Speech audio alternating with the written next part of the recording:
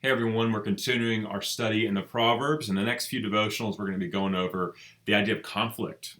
We're talking about conflict because conflict happens.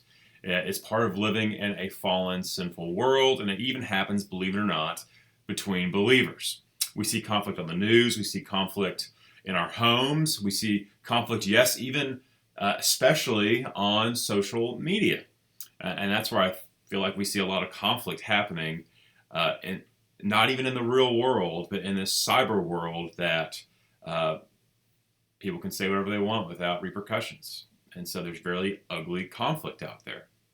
But I want us to think about conflict as Christians in light of the Proverbs. And I want to take the next few lessons just to consider the main causes and how we should think about them in light of what the scriptures teach. And so today we're looking at Proverbs 10, verses 18 through 21. And here we're going to see a distinction between wicked and righteous based on words. Our words have a huge influence in our conflicts.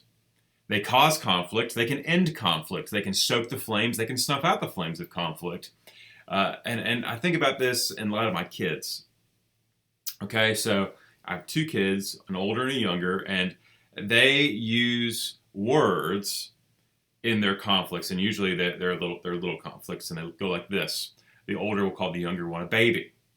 You're a little baby, aren't you? Today? You're just being a little baby. And the younger one hates this. I am not a baby. Don't call me a baby. You're the baby. And guess what happens? You're a baby.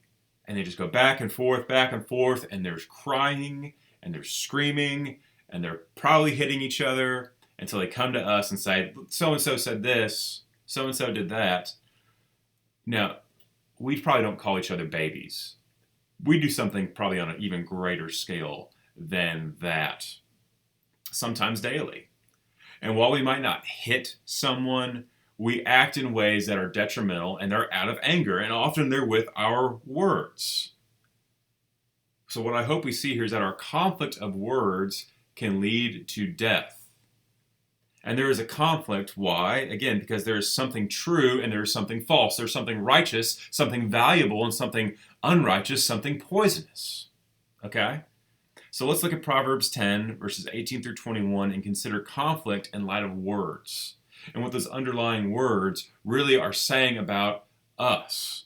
Okay, let's look at 18 through 21. The one who conceals hatred has lying lips, and whoever utters slander is a fool. When words are many, transgression is not lacking, but whoever restrains his lips is prudent.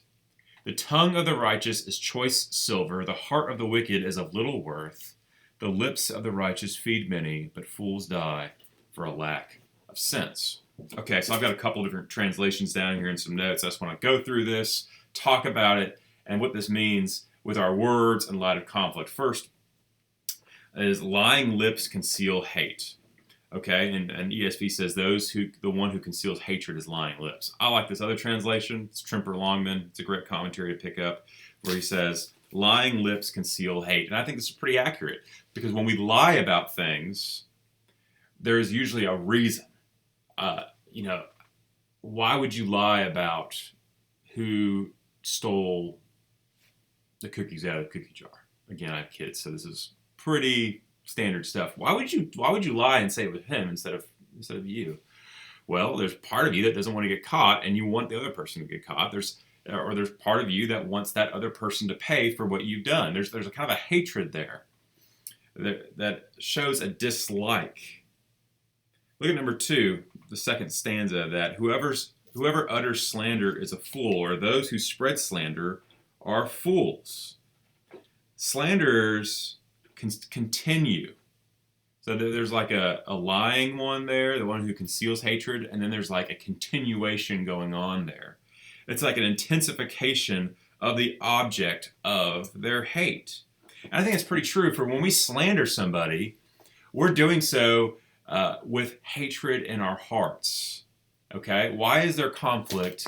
Why is there conflict between believers? Why is there conflict in our world? It's because we are slandering, we are acting unrighteously, we're acting out of a hatred in our hearts towards somebody. And so as we read this, we have to wonder, what am I concealing in my heart towards somebody? Am I actively slandering somebody?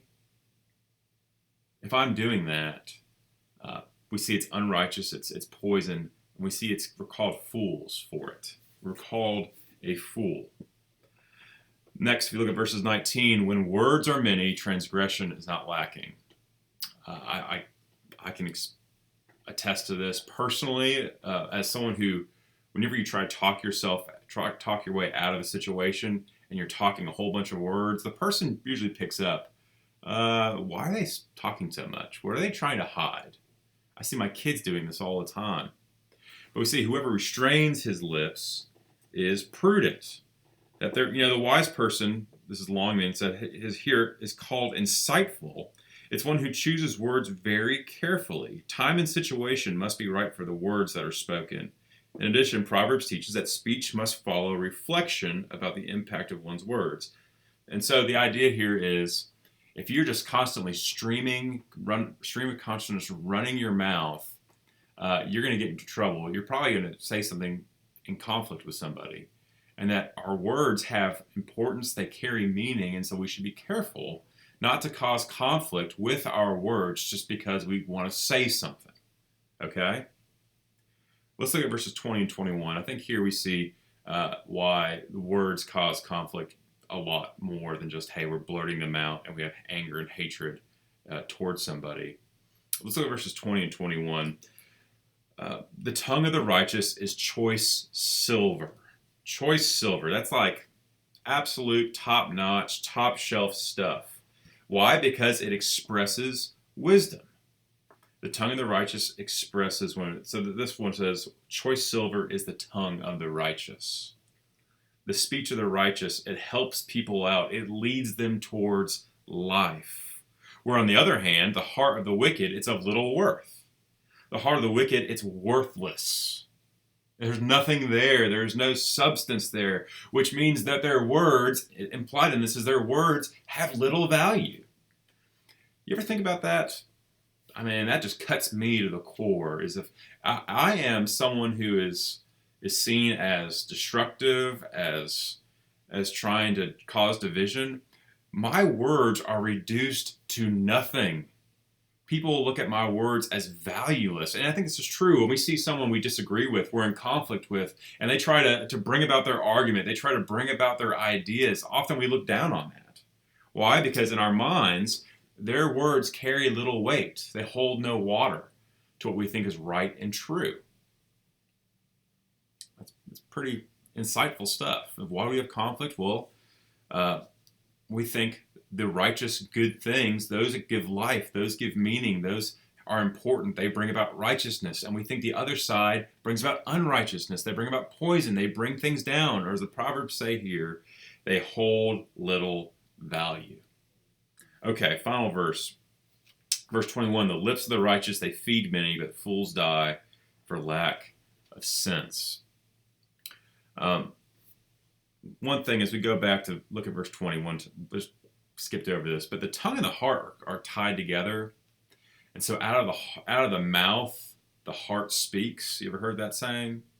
Kind of where we get this is from the Proverbs and even verse 20. But here we see the lips of the righteous, they feed many. Fools die for lack of sense. The contrast again is between the wise, the righteous, the fool, and the stupid, the wicked. The lips, they stand for speech, Trimper Longman says, or words of the righteous. And what the righteous say to others encourages and it edifies. The lips feed righteous. They build, they bring about nourishment, they bring about life-giving nutrition. Whereas fools die for lack of sense, or stupid people. The actual Hebrew here is pretty cutting. Stupid people who lack heart will die. Why will they actually die? Well, they lack a heart.